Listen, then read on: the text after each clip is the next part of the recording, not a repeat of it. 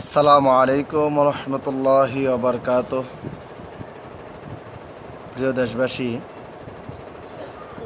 আশা করি সকলে ভালো আছেন, ভালো থাকবেন।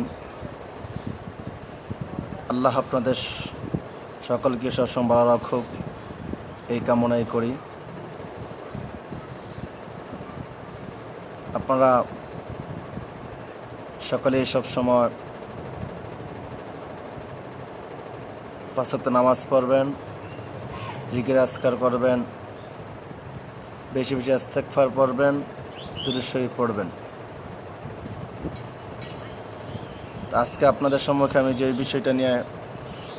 বিষয়টা নিয়ে উপস্থিত হয়েছি সেটা হলো, অনেকে আমার কাছে প্রশ্ন করেছেন যে হযরত, আপনি তো সারা বাংলাদেশে বিভিন্ন জায়গায় প্রোগ্রাম করেন, আলহামদুলিল্লাহ আপনার প্রোগ্রাম খুব ভালো লাগে, ওয়াজগুলো খুব ভালো লাগে, আপনার আলোচনাগুলো শুনতে মনে চায়, দিলে লাগে।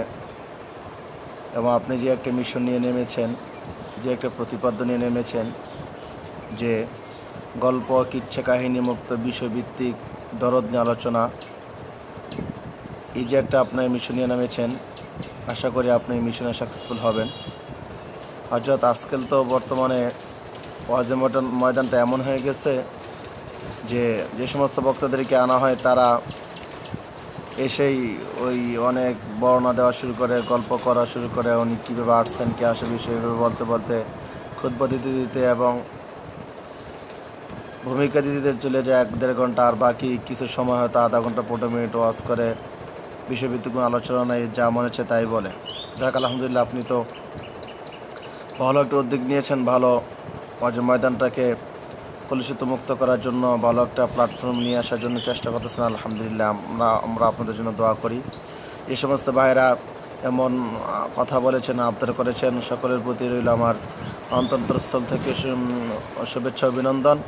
আপনারাও আমার এই পথে এই সমস্ত কাজে সহযোগিতা করবেন, আমি যেন সুন্দরভাবে আপনাদের সম্মুখে এই বিষয়গুলো বিষয়ভিত্তিক কল্পকিচ্ছা কাহিনী মুক্ত আলোচনা করতে পারি, সেই বিষয়ে সতর্ক থাকবেন। এবং আপনারা বেশি বেশি এই ময়দান থেকে এইসব মুক্ত করোনার্থে বেশি বেশি মাহফিল করবেন এবং দাওয়াত প্রোগ্রাম করবেন। আপনাদের দাওয়াত ইনশাল্লাহ সাড়া দেব। যা হোক, বলতেছিলাম যে আমার কাছে যে 2টা প্রশ্ন করছে, সেটা হলো যে বর্তমানে যে 26 তারিখ গেল, শাইখুল হাদিস আল্লামা মামুনুল হক সাহেবের মাদ্রাসা মাহফিল, সে মাহফিলে দেখা গেল অনেক নন্দিত বক্তাদেরকে, আলেমদেরকে দাওয়াত করা হয়েছে। তো অনেককে দাওয়াত করা হয়েছে, অনেকদেরই দাওয়াত করা হয় নাই। যেমন রফিকুল ইসলাম মাদানী, ওনাকে দাওয়াত করা হয় নাই। তাই এরকম আরও অনেকের কথা বলা হয়েছে।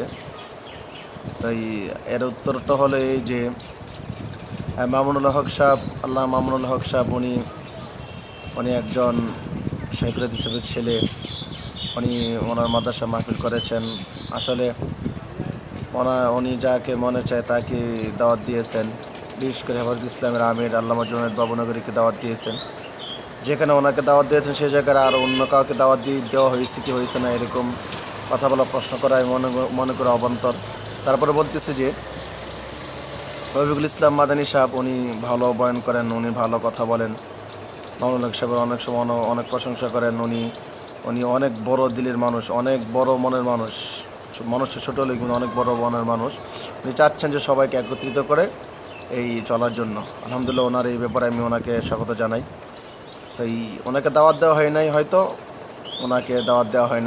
হয়তো উনি চিন্তা করছেন যে উনি যেহেতু ছোটো, বড়োদেরকে দাওয়াত দিই, বড়ো লেভেলে যারা আছে তাদেরকে দাওয়াত দিলেই ওনাকে দাওয়াত দেওয়া হবে। ওই প্ল্যাটফর্ম, ওই চিন্তাধারা হয়তো ওনাকে দাওয়াত দেওয়া হয় নাই, এই আর কি, এমনটা হতে পারে। যাই হোক, আমরা এটা নিয়ে বেশি আলোচনা করব না।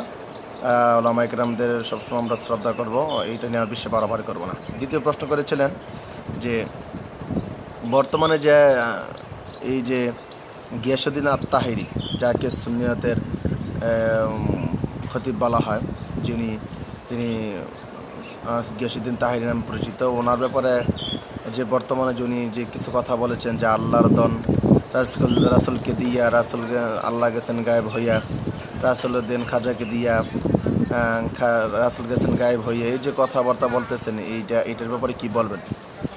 তা আমি বলবো যে আসলে গিয়াসউদ্দিন আত-তাহিরিকে নিয়ে কোনো সমালোচনা করা, গীবত করা কোনো আমার ইচ্ছা নাই। ওনাকে কোনো হ্যায় প্রতিপন্ন করার আমার ইচ্ছা নাই। যেহেতু প্রশ্ন করে সেই হিসেবে উত্তর দিচ্ছি। ওনার বিষয়ে কোনো আমাকে প্রশ্ন করা হতো না, আমি উত্তর দিতাম না যদি উনি এরকম কাহিনী না করতেন, এরকম ঘটনা না ঘটাইতেন। আসলে আমি বলবো যে উনি আসলে, ওনাকে দেখতে ভালো দেখা যায়, উনি শুনেছি উনি একটু বড় ডক্টর, উনি বড় আলেম, কিন্তু উনি যে পাগলামিগুলো করে, একদম পাগলামি সাগলামিগুলো করে, এইগুলো করার দ্বারা মানুষ অনেক বিভ্রান্ত হয়ে যায়, মানুষ অনেক অনেক সমালোচনা করে। তা আসলে এইগুলো করা একদম বাচালতার পরিচয়। তা আমি মনে করবো যে ওনাকে তো অনেক সুযোগ দেওয়া হয়েছে না, উনি আগে থেকে এরকম করতেছেন। তো উনি যেহেতু মাঝখানে ভাবছেন উনি ভালো হয়ে গেছেন, তারপর যখন উনি এরকম করতেছেন, আমি বলবো যারা ওনাকে ভালোবাসেন তারা ওনাকে পরিত্যাগ করেন। ওনাকে প্রথমত আমরা আমাদের পক্ষ থেকে ওনাকে বলবো যে আপনি এরকম বাচালতা, এরকম পাগলামি, এরকম গাঞ্জাখুরি কথা আপনি ছেড়ে দেন, ছেড়ে ভালোভাবে আপনার মাঠে ময়দানে বয়ান করেন, আমাদের কোনো কথা না। আর যদি আপনি এটা না পাল্টাতে পারেন, যদি এরকম না করতে পারেন, যদি ভালো না হতে পারেন, ভালোভাবে যদি বয়ান না করতে পারেন, তাহলে আপনি এই ময়দান থেকে চলে যান। আপনাকে বাংলার মানুষ বয়কট করলে আপনি চলে যান। আপনাকে এরকম পাগলামি করে সাগলামি করে বয়ান করে কোনো দরকার নেই। যদি কোরআন হাদিস ভিত্তিক বয়ান করতে পারেন করেন, আলহামদুলিল্লাহ, আমরা আপনাকে সমর্থন দেবো। আর যদি না করতে আপনি চলে যান। আর যারা ওনাকে পছন্দ করেন, ওনার ওয়াজ শোনেন, আপনারা, আমি তো বললামই, যদি উনি পরিশুদ্ধ হইল, আর যদি না হয় তো আপনি ওনাকে বয়কট করবেন, ওনার প্রোগ্রামে যাবেন না, ওনার ওয়াজ শুনবেন না। আলহামদুলিল্লাহ, ওনাকে ছাড়া অনেক বক্তা, অনেক ভালো আলেম আছে যাদের কথার দ্বারা দিল নরম হয়, ওনাদের বয়ান শুনবেন। ঠিক আছে, এই আমার পরামর্শ। যা হোক, এগুলো নিয়ে আপনারা বেশি বাড়াবাড়ি করবেন না। আপনারা আমার কথা মতো আপনারা ওনাকে হয়তো বয়কট করেন, যে ওনাকে ছাড়া তো আরও অনেক আলেম আছে, তাদের কথা শোনেন।